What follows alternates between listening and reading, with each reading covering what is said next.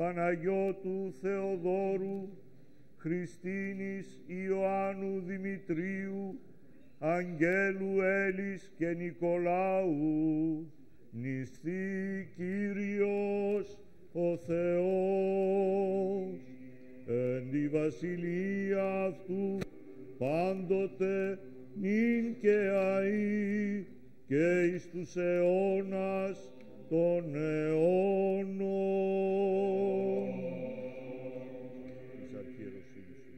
Σώσον ο Θεός των λαών σου και ευλόγησον την κληρονομίαν σου.